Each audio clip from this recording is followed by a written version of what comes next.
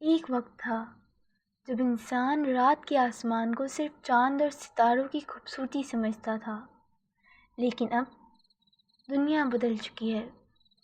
हर गुजरने वाले साल के साथ हमारे पास नए सवाल हैं। क्या हम वाकई यूनिवर्स में अकेले हैं? क्या एलियंस हमारे साथ कांटेक्ट कर चुके हैं? नासा और गवर्नमेंट्स हमसे क्या छुपा रहे हैं? आज की वीडियो सिर्फ एक वीडियो नहीं, ये एक इन्वेस्टिगेशन है। एक ऐसी इन्वेस्टिगेशन जो हो सकता है आपकी ज़िंदगी की सबसे शॉकिंग रियलिटी को एक्सपोज कर दे। तो तैयार रहना, क्योंकि ये जर्नी नॉर्मल नहीं होगी। सबसे पहले सवाल आता है, यूनिवर्स इतना बड़ा क्यों है? नासा के मुताबिक ऑब्जर्वेबल यूनिवर्स में 200 बिलियन गैलेक्सीज हैं। हर गैलेक्सी में ट्रिलियंस ऑफ स्टार्स और हर स्टार के अराउंड प्लैनेट्स। प्रोबेबिलिटी सिंपल है, अगर सिर्फ अर्थ ही जिंदा है तो यूनिवर्स का 99.9999% हिस्सा बेकार है। और यूनिवर्स रैंडम चीज़ नहीं बनाता। तो सवाल ये नहीं कि एलियंस एग्जिस्ट करते हैं या नहीं, सवाल ये है वो कहाँ हैं।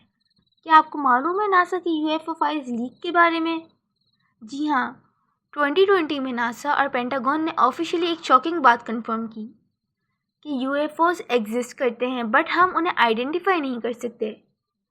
वीडियोस रिलीज हुई जिनमें एक अननोन फ्लाइंग क्राफ्ट ग्रेविटी के रूल्स को ब्रेक कर रहा था। ना विंग्स, ना साउंड, ना फ्यूल, ना एग्जॉस्ट, फिर भी वो क्राफ्ट लाइटनिंग स्पीड पर मूवमेंट कर रहा था।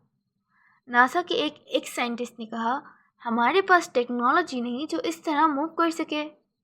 अगर वो क्राफ्ट ह्यूमन मेड नहीं था तो फिर कौन चला रहा था उसे? और क्या मार्स पर लाइफ है? क्योंकि नासा के रोवर ने मार्स पर कई अजीब साइंस डिटेक्ट किए, like methane burst, microbial patterns, structured rock formation जो नेचुरली नहीं बन सकते। एक इमेज तो ह्यूमंस के लिए शॉक थी। मार्स रॉक पर एक शेप जो स्पाइडर लाइक क्रिएचर जैसी लग रही थी। साइंटिस्ट ने इसे नेम दिया the Mars shrimp एनोमैली।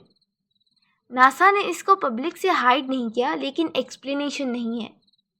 Shadow and rock shape, लेकिन क्या सिर्फ कोइंसिडेंस इतना परफेक्ट हो सकता है? क्या आप मून के सीक्रेट के बारे में जानते हैं? अपोलो मिशंस के एस्ट्रोनॉट्स ने जब मून पर कदम रखा तो एक अनएक्सपेक्टेड रेशो ट्रांसमिशन रिकॉर्ड हुआ। स्टैटिक के बीच एक सेंटेंस सुना गया, they are watching us. NASA ने इस लाइन को क्लासिफाई कर दिया था, बाद में अनऑफिशियल ट्रांसक्रिप्ट लीक हुआ। एक एस्ट्रोनॉट ने कहा, मून पर हम अकेले नहीं थे। क्या मून पे कोई सिविलाइजेशन थी या अब भी है? ये सवाल अब सिर्फ साइंस फिक्शन नहीं रहा। और आपको डीप स्पेस के मैसेजेस के बारे में मालूम है? 1977 में एक सिग्नल रिसीव हुआ जिसे नेम दिया गया वोव सिग्नल। ये सिग्नल आर्टिफिशियल था, नेचुरल नहीं। Frequency regulated, mathematical pattern, repeat structure. Scientist ने कहा, अगर कोई इंटेलिजेंट स्पीशीज सिग्नल भेजती तो एग्जैक्टली इसी शेप में होता। ये सिग्नल सिर्फ 72 सेकंड्स के लिए मिला और फिर साइलेंस। लेकिन एक पैटर्न था जिसे डिकोड करने के बाद ये मैसेज मिला, वी आर हियर। अगर ये सच है तो एलियंस ऑलरेडी कांटेक्ट कर चुके हैं, बस हम रेडी नहीं थे। अब सवाल है, are aliens visiting earth? World के नेवी पायलट्स, एस्ट्रोनॉट्स और रेडार ऑपरेटर्स के पास एक ही कॉमन रिपोर्ट है, high speed crafts, sudden disappearances, shape shifting objects, under water identified vehicles. कुछ लोगों के मुताबिक एलियंस अर्थ पर आए, ऑब्जर्व किया और चले गए, और शायद वो अब भी आ रहे हों।